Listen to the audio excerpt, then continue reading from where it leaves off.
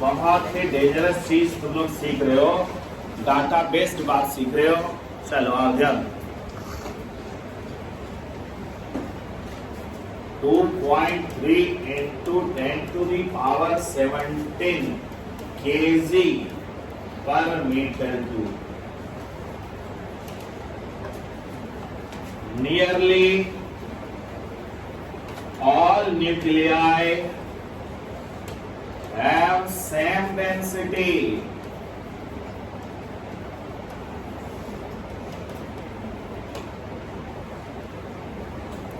Already we know, पहले से ही हम जानते हैं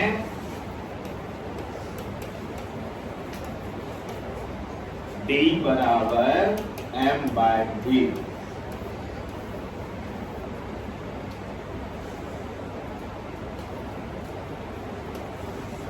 All nuclei have protons and neutrons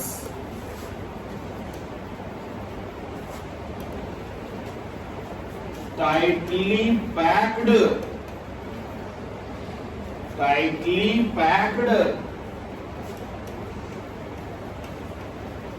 with approx equal force।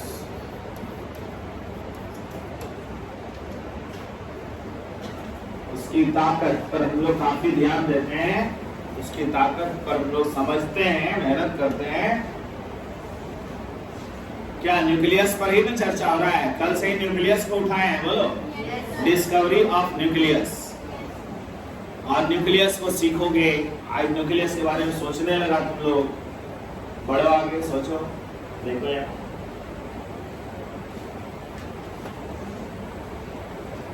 आनंद लेना, बहुत अच्छा चीज दे रहे हैं आप। All nuclei have protons and neutrons tightly packed with approx equal force। Nucleus के अंदर में भी फोर्स है। क्या है? लिख लिया? आ गया, देखो गौर करो। सर सपोज सर अगर ये कार्बन 6 है, ये 12 है सर, तो थोड़ा सा इसको समझाइए पहले। कार्बन 6 12 का अर्थ क्या हुआ? सुनो बाबू, न्यूक्लियस के अंदर में 6 प्रोटॉन है, 6 न्यूट्रॉन है और बाहर में 2,4 इलेक्ट्रॉन है। सोच के देखो तो, इतना तो जानते हो। इतना नहीं जानते तो हम जानकारी देंगे। क्या नीचे वाला 6 एटॉमिक नंबर एंड वही प्रोटॉन की संख्या होता है, वही इलेक्ट्रॉन का संख्या होता है। बोलो, it is proton, it is electron. याद आया? It is proton plus neutron. बोलो, समझ में आया? वहां देखो, बात तो जान ही रहे हो, मेरे से सुन लिया। बोलो 6 is and 6 is concept clear and this is 6 plus 6 12। अब बताओ अंदर में क्या है? 6 प्रोटॉन है, 6 न्यूट्रॉन, अब बाहर में 6 इलेक्ट्रॉन भी है, तो 2,4। बोलो याद है? ठीक है, जरा गौर करना। यूरेनियम 92 238। मजा आएगा टॉपिक में। बोल बच्चा, प्रोटॉन कितना हुआ? इलेक्ट्रॉन कितना हुआ? कॉन्सेप्ट क्लियर हो रहा है ना? अब प्रोटॉन प्लस न्यूट्रॉन कितना हुआ?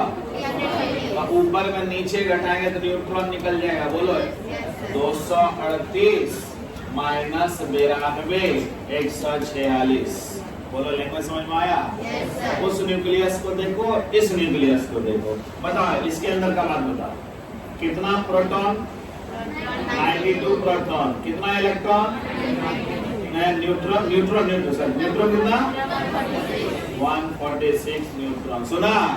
और इलेक्ट्रॉन कितना सजाएंगे? 92। घबराना नहीं, तुम मेरे से सुनते रहो। बोलो, इलेक्ट्रॉन कितना सजाएंगे? यानी ऑर्बिट में इलेक्ट्रॉन सजाते रहेंगे, जरूर है कि एक बार 92 पहुंच जाएंगे। बोलो, अब जवाब दो। न्यूक्लियस के अंदर में कौन 2 चीज है? न्यूक्लियस में कौन 2 चीज है? न्यूक्लियस का डेंसिटी लगभग दोनों का सेम है, जबकि देखो वहां मात्र कितना है और यहाँ क्या है? बोलो, अलग है कि नहीं है? ताकत दोनों का एकदम सेम है। लगभग सब कुछ सेम है, इसलिए दोनों का डेंसिटी लगभग क्या है, सेम। कॉन्सेप्ट क्लियर हुआ? ये सबसे इम्पोर्टेंट बात है। जरा सा फ्लैशबैक करो, एक याद देंगे कॉन्सेप्ट। कुछ समझा कि नहीं समझा? क्योंकि न्यूक्लियस की ताकत पढ़ रहे हैं, बाहर से हमें नहीं लेना देना है। हम परमाणु के बारे में नहीं पढ़ रहे हैं, परमाणु के अंदर का न्यूक्लियस के बारे में पढ़ रहे हैं।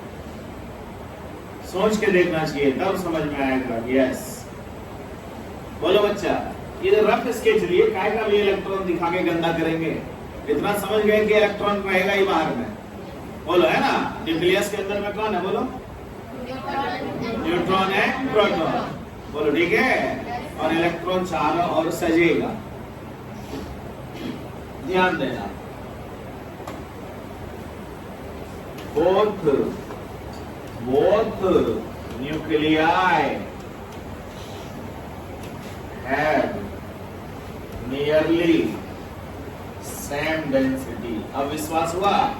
कितनों कोई विशाल दिखे, कितनों कुछ दिखे, दोनों में नियरली सेम डेंसिटी।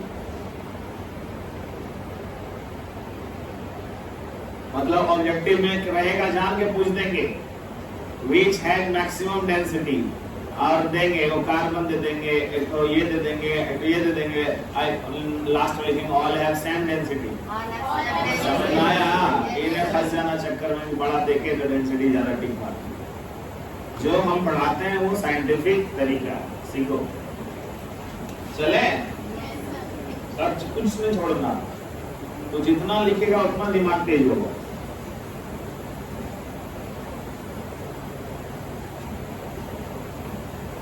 लगभग दोनों का डेंसिटी सेम है। आ जाओ और करो।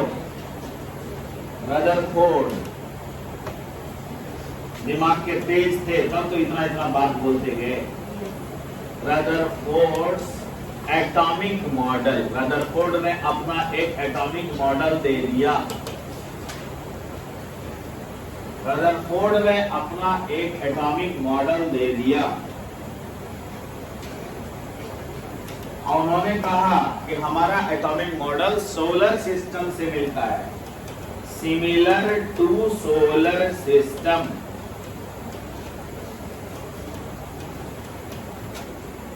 Similar to solar system. बताओ, सोलर सिस्टम में बीच में क्या है? सूर्य, चारों ओर ग्रह। सेम टू सेम बात वो बोले कि सूर्य के जगह पर न्यूक्लियस को मान लिए और इलेक्ट्रॉन, है ना, न्यूक्लियस को ले लिए, और ग्रह के जगह पर इलेक्ट्रॉन को मान लिए। यानी यहाँ दिमाग वो लगाए, यानी उनके अनुसार, रदरफोर्ड के अनुसार क्या मिला, फटाफट लिख लो आओ। अकॉर्डिंग टू रदरफोर्ड,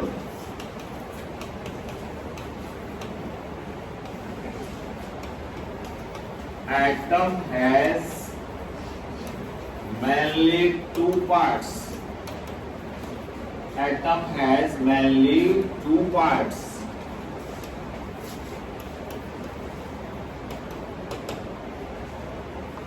पहला न्यूक्लियस और दूसरा न्यूक्लियस के बाहर का हिस्सा। पहला न्यूक्लियस, दूसरा न्यूक्लियस के बाहर का हिस्सा। It is central, positively charged,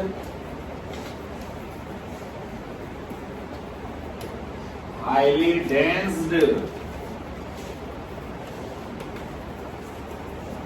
part of an atom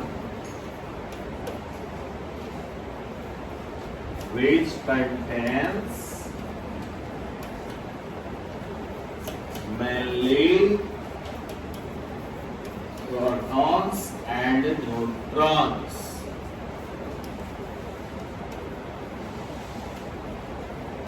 Commonly called nucleons.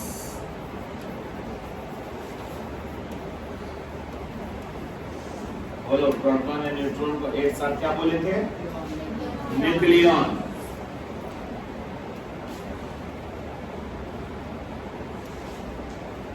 Nucleus may be central, positively charged, highly dense part of an atom which contains mainly protons and neutrons. commonly called nucleus. It has volume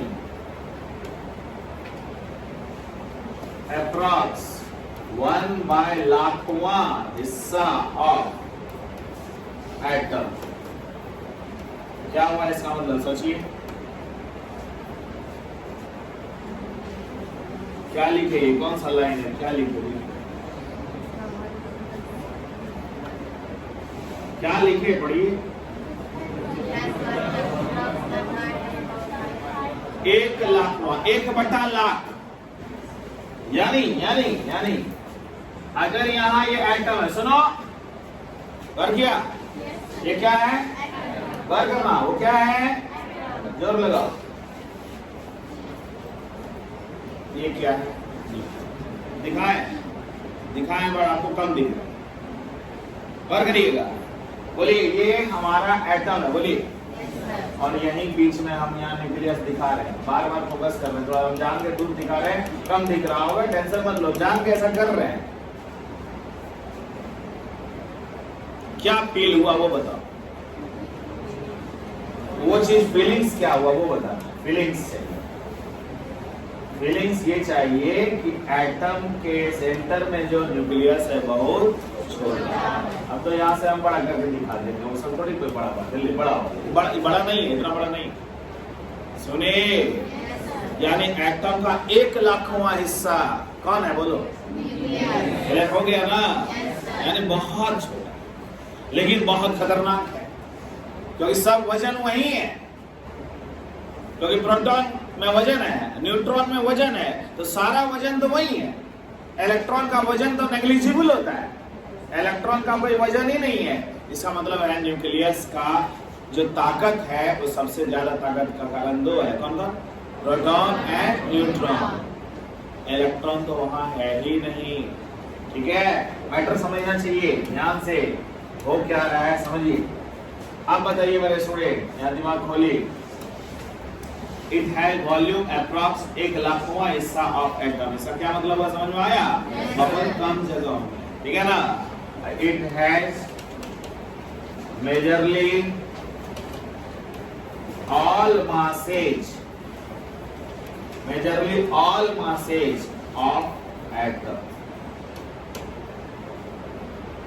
atom का लगभग सारा वजन वही है। बताओ Rutherford के अनुसार atom में क्या है, दिखा, देख लो, रदरफोर्ड के अनुसार एटम में पहला पार्ट का नाम है न्यूक्लियस। बोलो न्यूक्लियस के बारे में क्या क्या लिखे, ध्यान से पढ़ दो, ऑब्जेक्टिव है बीच में, सेंट्रल है, पॉलिटिकली चार्ज है, हाईली डेंस है, जिसमें प्रोटॉन और न्यूट्रॉन है, एक साथ क्या कहते हैं, न्यूक्लियोसाइड, हाँ है ना, और लगभग सारा वजन यही है। बोलो क्लियर हुआ। अब जरा गौर करो, सुनो, रेडियस ऑफ एटम जब भी हम लोग निकालेंगे, सुनते रहना, रेडियस ऑफ एटम हम लोग जब भी निकालते हैं तो आंसर में आता है 10⁻⁻10 मीटर। सुनना, ये सब स्टाइल सिखा दे रहे हैं पहले ही। x गुना 10⁻⁻10 मीटर, यानी लोग बोलता है x एंगस्ट्रम, सुना कंसेप्ट। तो रेडियस ऑफ न्यूक्लियस क्या आएगा, तू सोच के बोल, दिमाग खोल, रेडियस ऑफ न्यूक्लियस क्या आएगा, उतना बुद्धिमान है तो x गुना 10⁻⁻15 आएगा, सुना, कैसे जाना, अरे बच्चा बड़ा भी है, दिमाग तेज है, बोलो -10 है ना, ये किसका साइज, न्यूक्लियस का, उसका 1,00,000वां होगा ना, यानी इसमें और 1,00,000 से भाग दे दीजिए, ये आएगा। बताओ वो बड़ा कि ये बड़ा, वो बड़ा, समझ में आ गया। इसी को कहते हैं x fermi metre, FM fermi metre, 10⁻⁻15 को फर्मी मीटर कहते हैं और 10⁻⁻10 को एंगस्ट्रम कहते हैं। बोलो ऑब्जेक्टिव निकला कि नहीं। न्यूक्लियस का रेडियस किस ऑर्डर में होता है, फर्मी मीटर में, और एटम का रेडियस किस में होता है, एंगस्ट्रम। दिमाग खुला, पढ़ाई हो रहा है वाले तरीके से, कोई बात को फैक्ट होना चाहिए। तो एक फर्मी मीटर है और एक एंगस्ट्रम है, एक -10 मीटर है, एक -15 मीटर है। बोलिए क्लियर हुआ, रेंज समझते जाइए। बोलिए एटम के सेंटर में कौन सा पार्ट है, न्यूक्लियस, अब सराउंडिंग में कौन है जी? ठीक है ना? सराउंडिंग में कौन है बताइए? इलेक्ट्रॉन क्या कर रहा है? घूम रहा है। बोलिए इलेक्ट्रॉन क्या कर रहा है? कॉन्सेप्ट क्लियर हो रहा है ना? यानी रदरफोर्ड के अनुसार एटम का दूसरा हिस्सा क्या है?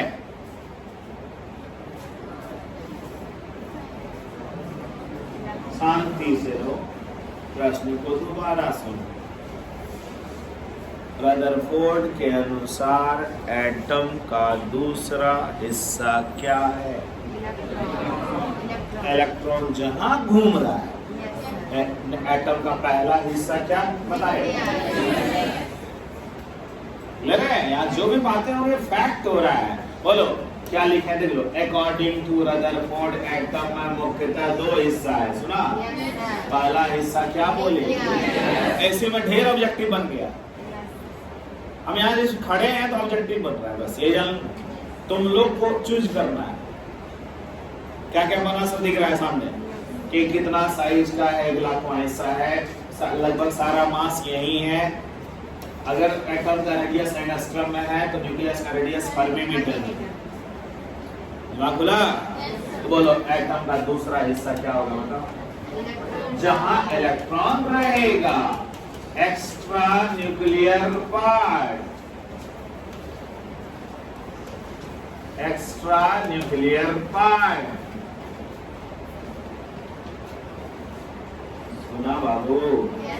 एक है न्यूक्लियस और दूसरा है एक्स्ट्रा न्यूक्लियर पार्ट। जरा सोचते रहना, मेहनत करते रहना। बाबू एक बार इधर आओ, देखो सर ये जो आप ऐसे दिखाए थे सर, और उसके पास ये जो जाके आप कर किए थे सर कि यहाँ तो बहुत कम दिख रहा था, लेकिन सर कुछ तो आप किए थे इसलिए कम दिख रहा था। वो न्यूक्लियस एक लाखवां हिस्सा था, ठीक है ना? और जैसे आप सर आगे बढ़े थोड़ा सा तो यहाँ अब आप क्या शुरू किए सर? ऑर्बिट दिखाना। बोल बच्चा, ऑर्बिट दिखाना शुरू किए। एंजॉय करना टॉपिक। अब यहाँ कौन है बाबू? कौन है यहाँ? इलेक्ट्रॉन। कौन है? इलेक्ट्रॉन। बोलो जगह बहुत ज्यादा है कि नहीं है? किसकी तुलना में? न्यूक्लियस की तुलना में। किसकी तुलना में? बोलो न्यूक्लियस की तुलना में बहुत ज्यादा जगह है यहाँ। बोलो है ना बाबू? लेकिन वजन बहुत कम है। क्यों बोल रहे हैं वजन बहुत कम है बताओ? क्योंकि इलेक्ट्रॉन का वजन नगण्य होता है, नेग्लिजिबल। इलेक्ट्रॉन का वजन क्या होता है? नेग्लिजिबल। अब प्रोटॉन और न्यूट्रॉन का वजन बहुत ज्यादा होता है। सुने बाबू? तो प्रोटॉन और न्यूट्रॉन कहाँ है और इलेक्ट्रॉन कहाँ है? चारों ओर। बोलो चारों ओर कौन है? बोलो। लेकिन रपेट के घूम रहा है, भाग रहा है, रपेट रहा है, भाग रहा है। बोलो याद आया? यानी है बहुत ज्यादा जगह लिया हुआ है, वजन बहुत कम है। ऐसा क्यों बोल रहे हैं? क्लियर हो रहा है? जगह खूब लिया है क्योंकि इलेक्ट्रॉन घूम रहा है। किस रूप में? वेव के रूप में। याद करो।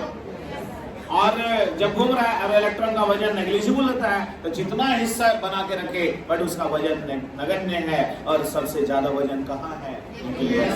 कॉन्सेप्ट क्लियर हुआ? तो यानी ये जो लिखे यह इस क्षेत्र को हम लोग क्या बोलेंगे? सोच के देखो। इट इज द, देखो बाबू, it is the reason,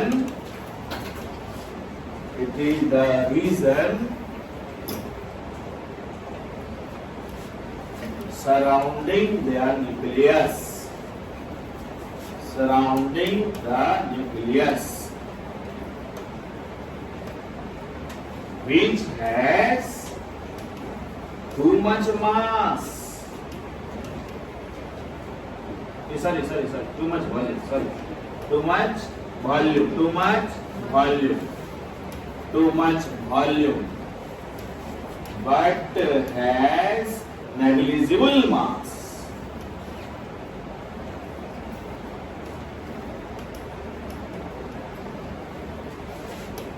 Here electron revolves round the nucleus, round the nucleus. बोलो बच्चा ठीक है?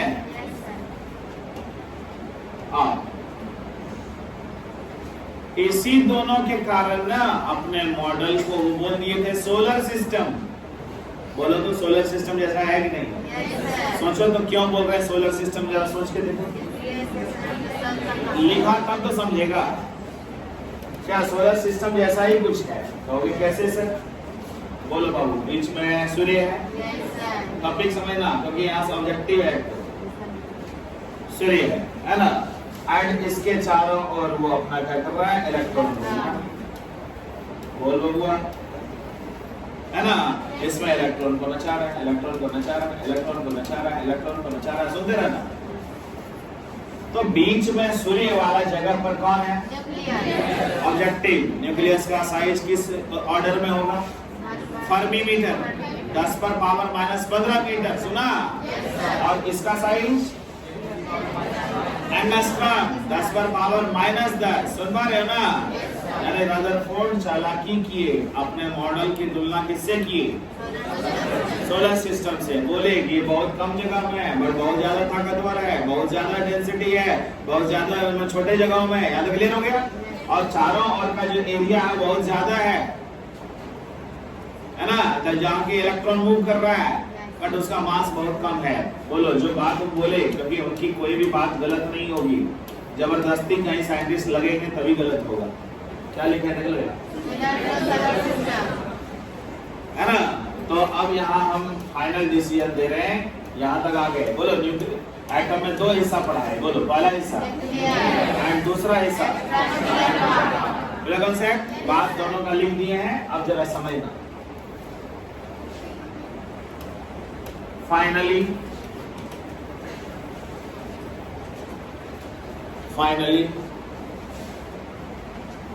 his model is compared to solar system. बिल्कुल सही था। So, electron is called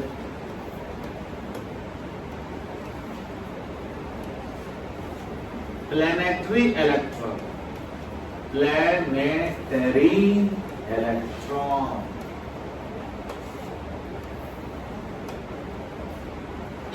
Planetary electron. Electron का नाम क्या दे दिए? Planetary electron. प्लेनेट जैसा। अब जब ये डेवलप कर रहे थे, इनका नाम हो रहा था साइंस में कि, तो बहुत अच्छा कॉन्सेप्ट लाया साइंस में।